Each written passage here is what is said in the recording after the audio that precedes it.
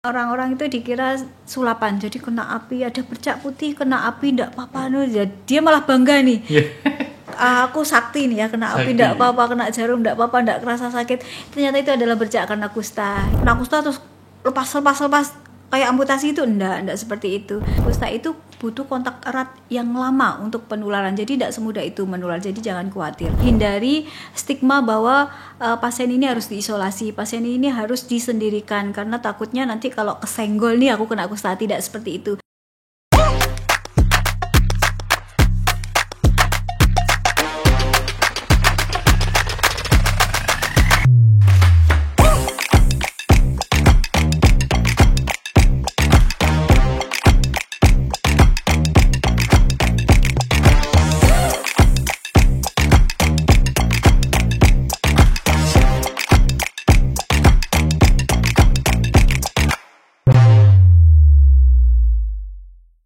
Assalamualaikum warahmatullahi wabarakatuh. Halo Sobat Sehat. Kembali lagi dalam acara Podcast Konar RSUD SLG Kediri. Kali ini spesial peringatan Hari Kusta Dunia. Tentu saja hari ini kita akan membahas tentang kusta. Apa itu kusta? Dan hari ini Sobat, saya tidak sendiri. Saya ditemani dengan narasumber yang berkompeten. Beliau salah satu dokter spesialis di RSUD SLG Kediri. Beliau dokter yang ramah, energik, dan tentunya sangat cantik. Siapa lagi kalau bukan Dokter Emi? Halo. Halo Dok. Halo Mas. Bagaimana Dok kabarnya Dok? Alhamdulillah baik. Baik ya Dok. Wih, energiknya ya. Iya, energiknya. Habis ini lari-lari ya lu. Semangatnya itu Dok. Kadang-kadang saya iri sama dokter itu.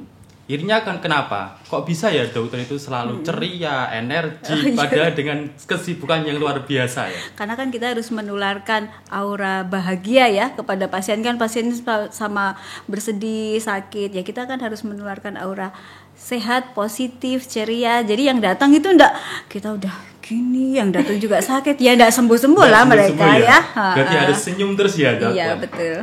Baik Dok, spesial peringatan Hari Kusta Dok. Tentu saja hari ini kita akan membahas tentang kusta Dok. Iya. Kusta itu kan penyakit ya Dok. Sebenarnya penyakit kusta itu apa Dok?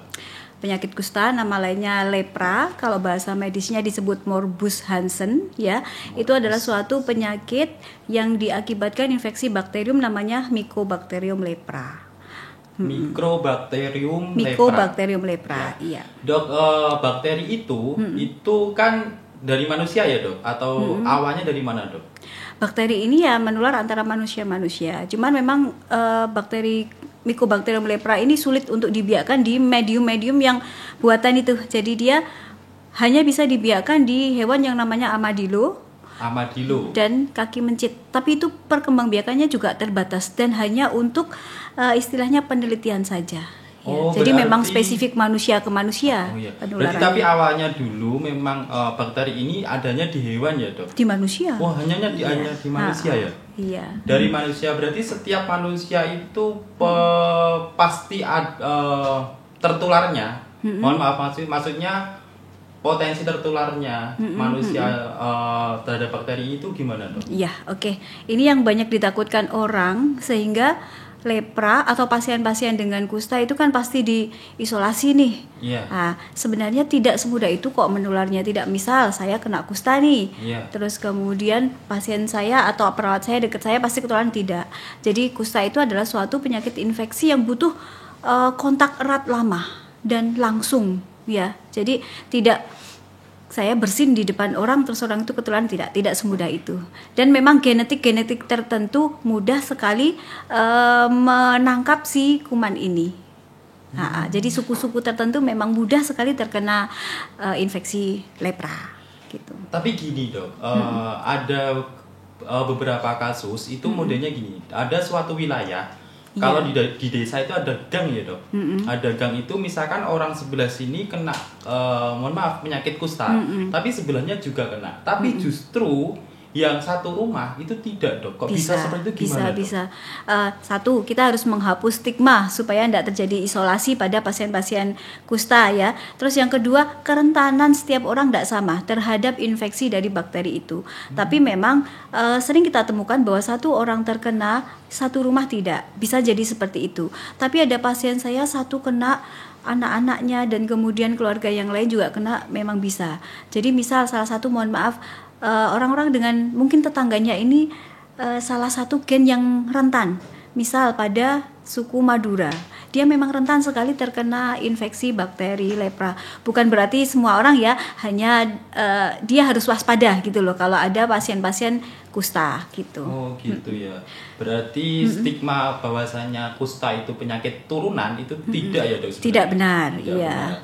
Kemudian untuk gejalanya, Dok, awal kita terkena penyakit kusta itu gimana, Dok? Iya.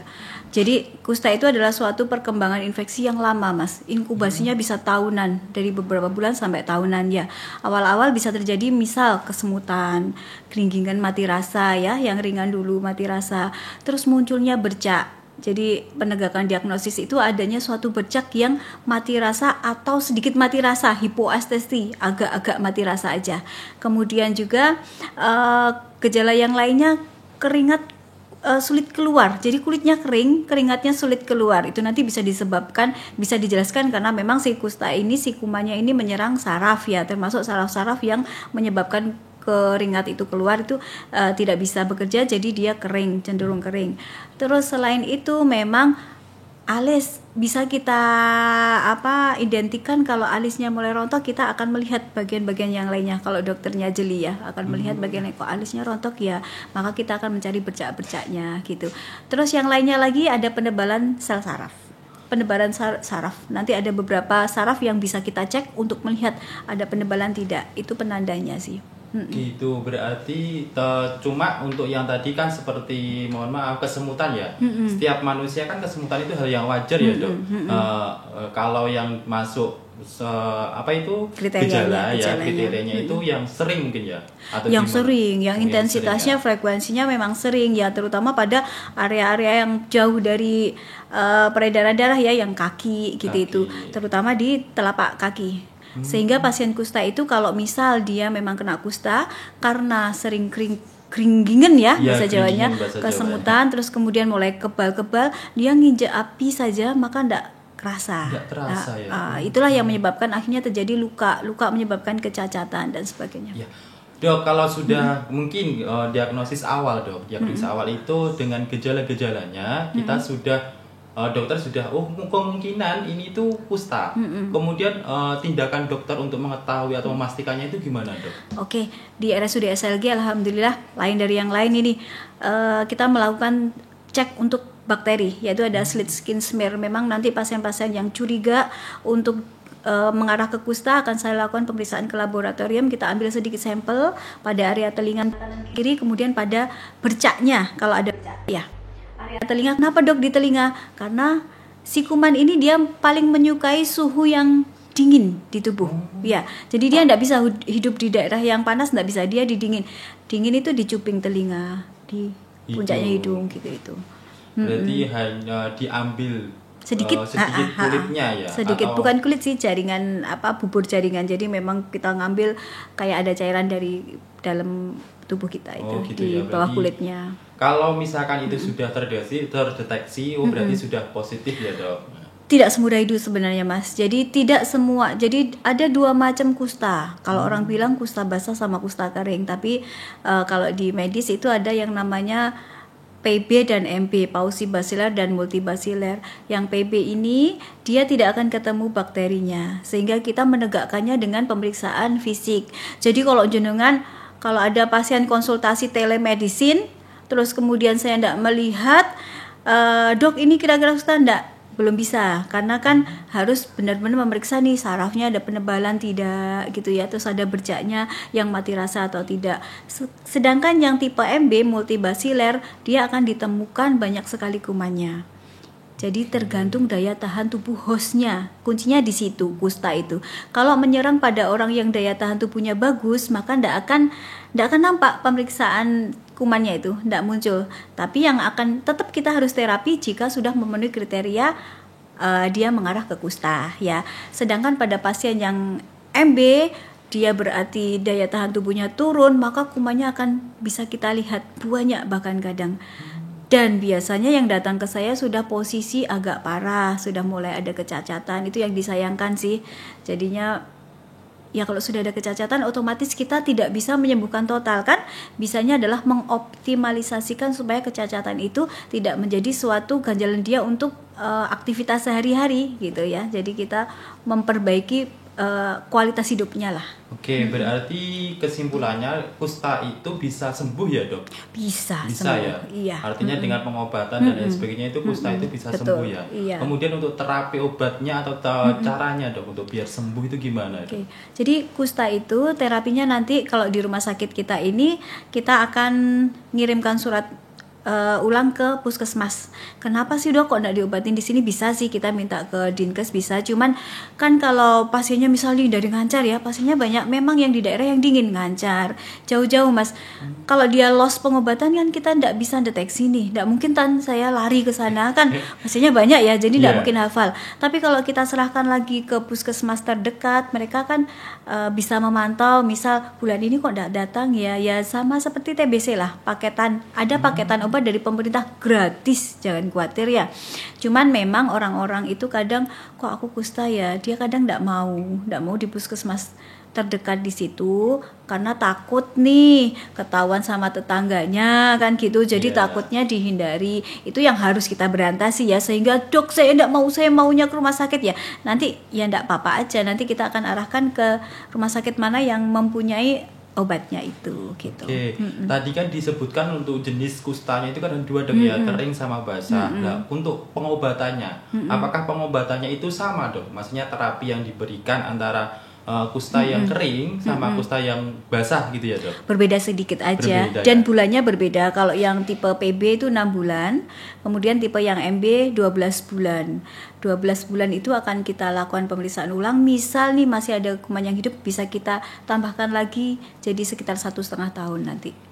Berarti 18 bulan ya jadi. Fokusnya adalah kumannya itu iya, pada tipe MB-nya. Kalau kumannya itu sudah hilang berarti sudah bisa dinyatakan sembuh nih dok ya. Kuman yang hidup ya. Karena kalau kita akan melihat di lab nanti misal sobat RSUD ini mau lihat ya bentuknya kuman seperti apa. Dok, saya sudah pengobatan 18 bulan tapi kuman saya masih banyak. Iya, kuman yang semuanya patah-patah sudah mati. Yang kita akan cari adalah kuman yang utuh, yang hidup. Yang hidup itu kalau sudah 0 selesai ya. Jadi yang kuman yang mati-mati itu masih akan tetap bertahan sampai 3 tahun 5 tahun tuh masih akan nampak gitu. Ya, kuman yang mati-mati itu kan sudah tapi masih nempel di kulit ya dok?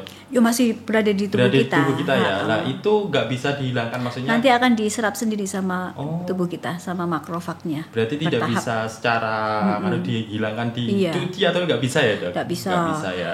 Dan memang pengobatan kusta itu agak panjang.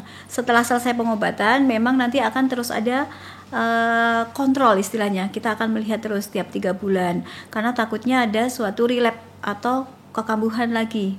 Jadi tadi bakteri yang mati-mati tadi hitungannya segini kok naik 2 kali lipat, berarti dia butuh pengobatan ulang. Berarti bisa juga dinyatakan sembuh tapi ternyata si pasien ini tadi bisa tertular lagi atau mungkin kuman yang masih ada itu berkembang biak gitu bisa ya dok? Biasanya sih mungkin reinfeksi ya, mungkin ada beberapa yang belum sumber infeksi belum terobati, bisa jadi kan. Berarti untuk jaraknya dok, jaraknya antara bisa dinyatakan sembuh setelah itu kita pasien sudah lepas dari pengobatan itu berapa? Lepas dari pengobatan kan antara 1 tahun sampai 1,5 tadi ya.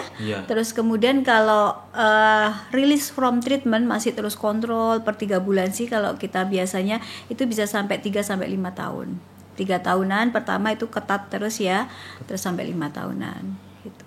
Berarti seperti halnya penyakit TBC juga ya dok? Iya, berarti masih terus dikontrol. Terapi obatnya terus ya. Bagaimana dok kalau misalkan itu dia, mohon maaf lupa lah, misalkan lupa untuk minum obat ini 1 hari masih atau... ada, enggak apa-apa, masih apa-apa ada ya? Ini kok masih ada istilahnya apa ya namanya, bolehlah ada ini waktu, jeda waktu, ada hitungannya waktu, nanti dia loss berapa itu masih ada tenggang rasa lah di situ ya. Itu ya. Sangat berbeda dengan TBC tapi juga ya dok. Iya, obatnya berbeda. Baik dok, kita sudah mengetahui nih untuk penyakitnya itu seperti apa, pengobatannya bagaimana. Nah, untuk cara pencegahannya dok, bagaimana dok pencegahannya? Cara pencegahannya otomatis ya sudah, kita harus hidup sehat ya.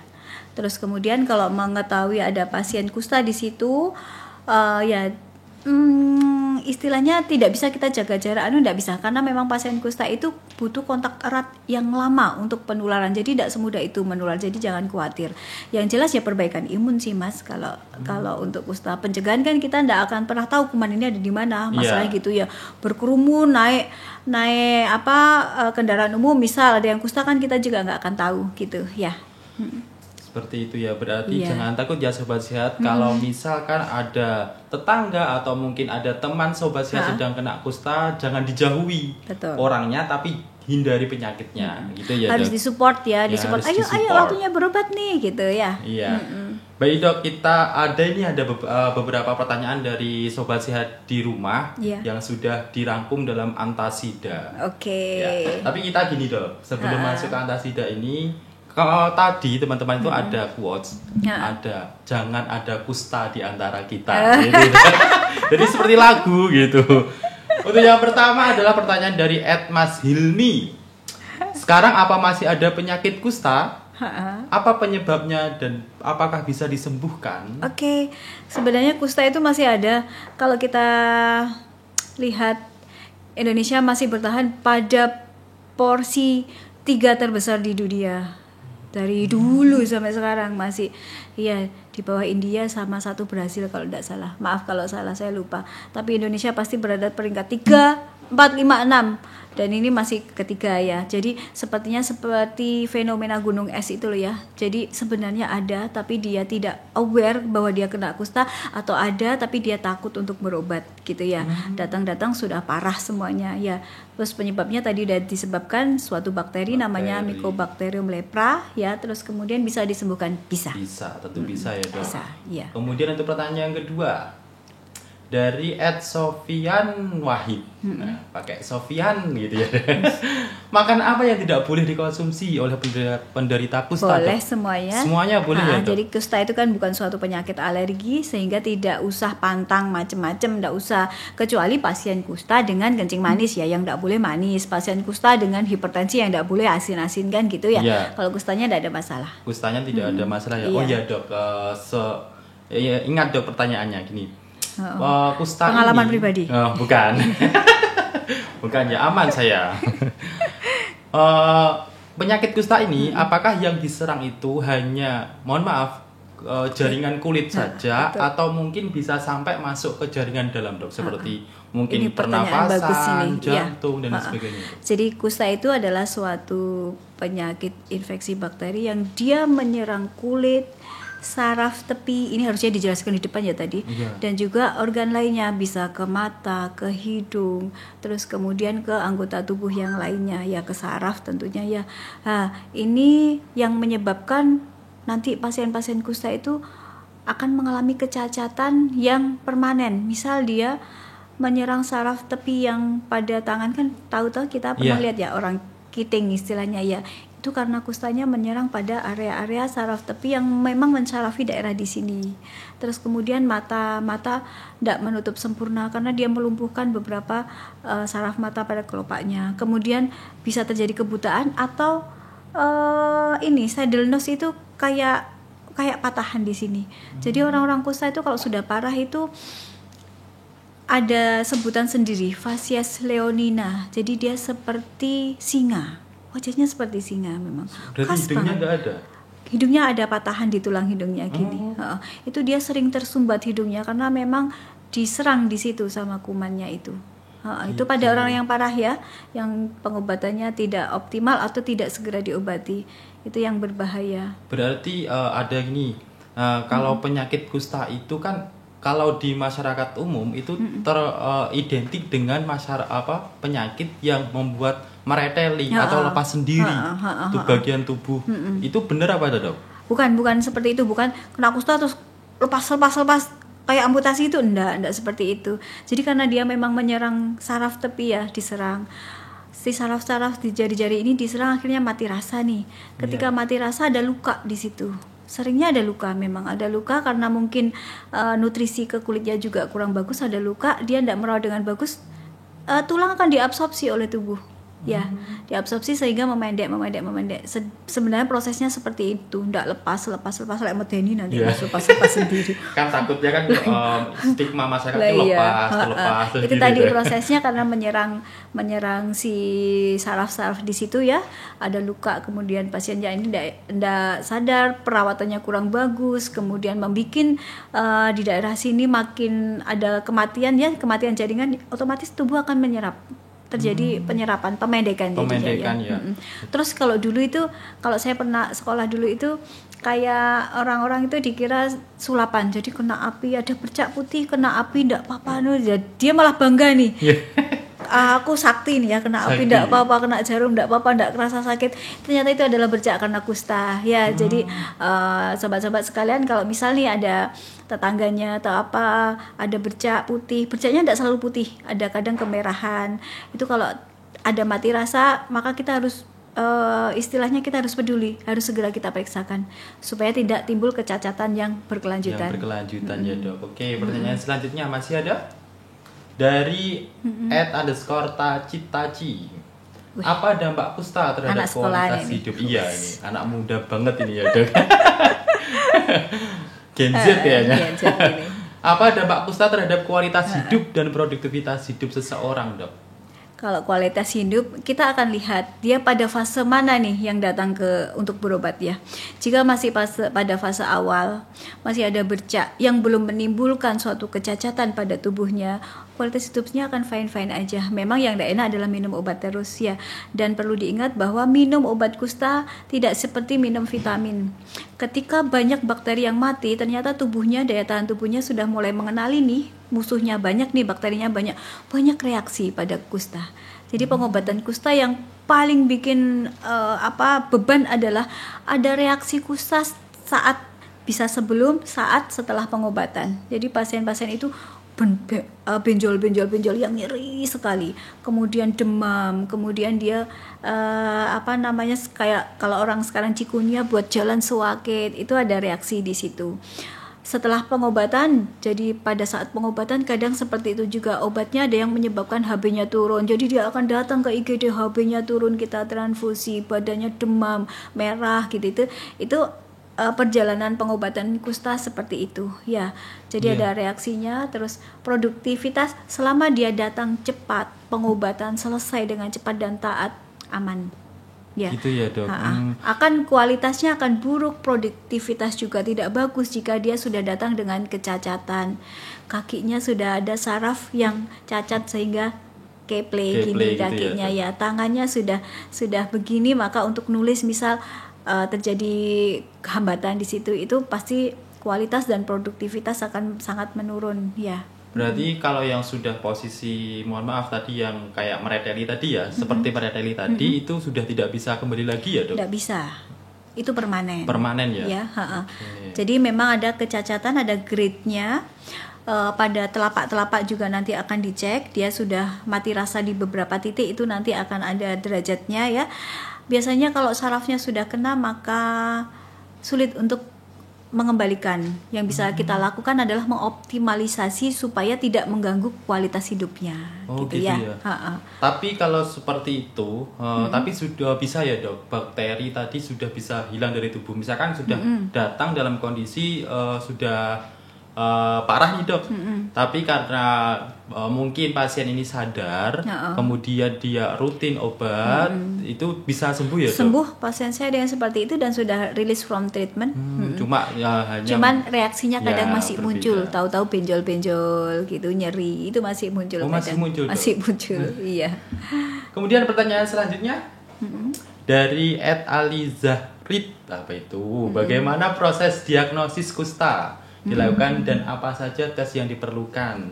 Jadi kalau menurut WHO itu memberi simple banget untuk penegakan diagnosis. Jadi 1 dari 3 3 diagnosis, satu adalah bercak yang mati rasa atau bercak yang rasanya menurun ya, tidak selalu mati rasa, jadi hipo atau anestesi. Terus kemudian adanya penebalan saraf, salah satu ya dari 3, dan ditemukannya kuman. Salah satu dari 3 ini ditegakkan, maka kita sudah boleh memulai pengobatan gitu ya. Terus kalau tesnya tadi yang slit skin smear atau pemeriksaan bakteri tahan asam BTA pada kusta, karena kusta ini Mycobacterium ini masuk ke bakteri tahan asam ya. Iya. Itu Dok. Untuk pertanyaan selanjutnya masih ada dari Yunita. Banyak ya yang tanya ya. Ini. Kayaknya antusias. Kayaknya aku kenal deh ini kayaknya yang nanya ini. Kayaknya kenal ini. Apakah kusta bisa kambuh kembali walau sudah dinyatakan sembuh? Terus kemudian lantas apa saja pemicunya, Dok? Nah, inilah fungsinya pengetesan dari release from treatment tadi ya. Jadi ada yang istilahnya relapse atau kekambuhan, ada yang istilahnya reinfeksi. Nanti akan ada pembedanya, tesnya bagaimana, hasilnya bagaimana, terus kemudian bercaknya itu bagaimana, itu nanti baru kita bisa menyimpulkan. Jadi kesimpulannya bisa walaupun sudah dinyatakan sembuh gitu ya. Terus pemicunya ya tadi bisa infeksi ulang. Dari infeksi ulang mungkin dari orang lain kayak gitu bisa. Ya Dok, bisa ya Dok. Kemudian Dok, dari pertanyaan ini Dok, kita sudah dinyatakan sembuh, tadi kan ada waktu 1 sampai 1,5 tahun ya untuk bisa dinyatakan total. Nah setelah itu kita perlu kontrol ya.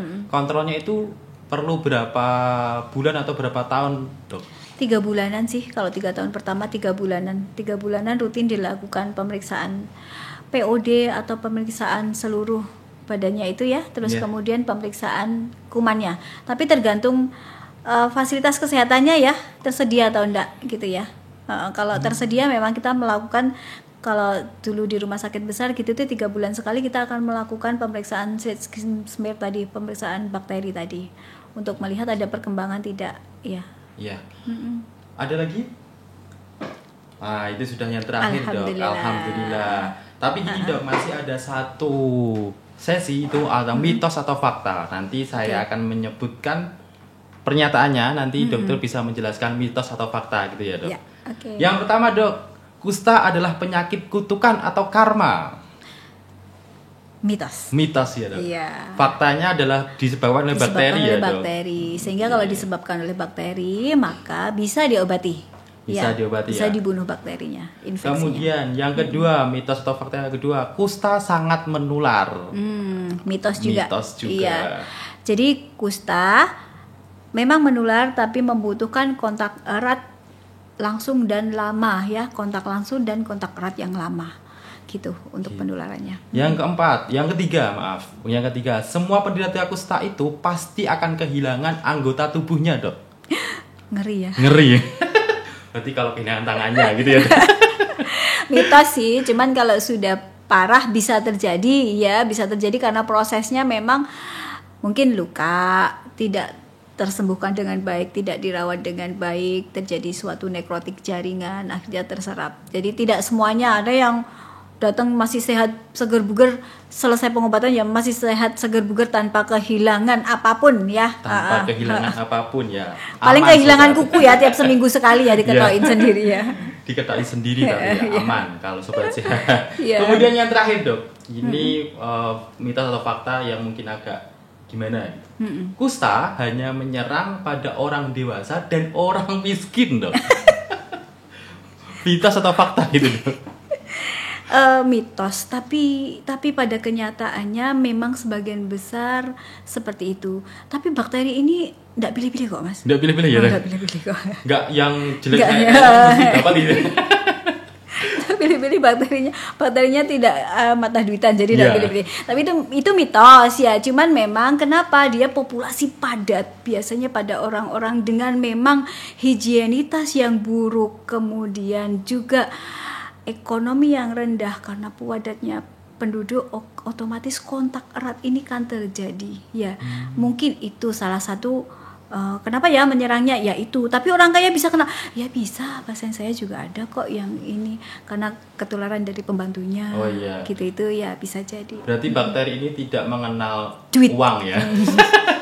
mengenai tidak hanya mengenal uang. Oke. Yang selanjutnya Dok, tadi kan ada kusta hanya menyerang orang dewasa. Itu berarti mitos. Ada yang anak-anak kena, tapi memang kalau anak-anak kena ini ya kita memang pengobatannya masih sama, dosisnya berbeda ya, regimennya sama tapi dosisnya ada sendiri. Tapi anak-anak bisa kena juga ya. Pasien saya di sini ada yang anak-anak. Jadi anak-anak kakaknya kena, ibunya sangat menyedihkan, meninggalnya karena kusta. Kakaknya kena, loh kok dia juga kena, masih TK kalau enggak salah. Oh gitu. Iya. Ibunya meninggal karena kusta Dok. Berarti dampak terburuknya kusta itu sampai meninggal. Iya, kalau enggak terobati dengan benar kan dia menyerang struktur vital juga kan, Mas? Iya. Lah terus gini, misal ada luka nih karena kusta. Lukanya enggak sembuh-sembuh. Ya, terjadi suatu ulkus nih. Masuk bakteri di situ, sepsis. Meninggalnya karena sepsisnya bisa jadi kan, bukan karena lepranya, tapi karena infeksi yang menunggangi lainnya yang jauh lebih parah, lebih ganas jadinya. Berarti cenderung ada penyakit bawaan lainnya gitu ya? Bisa jadi seperti itu. Tapi kusta bisa menyebabkan, ya bisa, tapi nanti prosedurnya kan ya butuh tambahan lah ya. Okay. Tapi jangan makin menakutkan Mas. Bisa sembuh, tenang, bisa sembuh ya. Tenang ya, bisa sembuh untuk penyakit kusta itu bisa sembuh sobat sehat. Jadi jangan khawatir. Betul. Apalagi ada RSUD SLG ya. Okay. Apalagi ada saya nih. Apalagi ada Dokter Emi. Dok, yang terakhir nih Dok, terakhir mungkin ada pesan dari dokter untuk pasien kusta atau mungkin masyarakat luas Dok. Enaknya apa nih Mas pesannya ini Mas? Monggo dokter. Jadi pesan saya untuk masyarakat perlu diketahui bahwa penyakit kusta itu bukan suatu penyakit kutukan, bukan suatu penyakit yang mudah sekali menular seperti flu ya. Sehingga hindari stigma bahwa pasien ini harus diisolasi, pasien ini harus disendirikan karena takutnya nanti kalau kesenggol nih aku kena kusta, tidak seperti itu. Jadi hindari atau stop stigma terhadap pasien kusta. Ya, karena pasien kusta itu penularannya tidak semudah itu. Penularannya ada step-stepnya dan butuh waktu yang lama gitu ya. Terus kemudian untuk pasien kusta itu sendiri, pasien lepra, tetap percaya diri, Anda pasti bisa sembuh. Kalau ada masalah segera berobat. Kemudian lakukan apa yang edukasi atau dianjurkan oleh dokternya, perlindungan terhadap dirinya. Ya, pasien kusta itu memang dia agak harus kita lindungi nih Mas, matanya harus kita lindungi, kemudian kakinya dia harus pakai sandal terus ya, tiap malam harus memeriksa kakinya ada luka atau tidak, karena kalau ada luka harus segera diobatkan, seperti itu ya. Jadi sering komunikasi ya, termasuk pakai pelembab, ini bagian kulit nih. Kenapa? Karena pada pasien kusta itu kulitnya cenderung anhidrosis, tidak berkeringat. Itu akan menyebabkan kulitnya semakin kering. Kalau tidak kita lindungi pakai pelembab, minyak lentik, minyak zaitun, bukan minyak yang lainnya ya, yang panas-panas tidak boleh, nanti makin merusak struktur kulitnya. Yang melembabkan itu tujuannya adalah supaya barrier kulitnya bagus, sehingga kalau dia garuk tidak gampang luka. Orang-orang kulit kering itu gampang luka. Lah inilah yang menyebabkan kenapa kulitnya orang kusta itu kering dan gampang luka, karena itu tadi tidak terawat dengan baik, dia tidak berkeringat ya, jadinya gampang sekali terjadi luka seperti itu ya. Jadi pada pasien kusta memang berat sekali, minum obatnya berat, perjalanannya berat, tapi itu adalah ujian yang harus dijalani supaya sembuh ya, supaya kualitas hidupnya menjadi lebih bagus.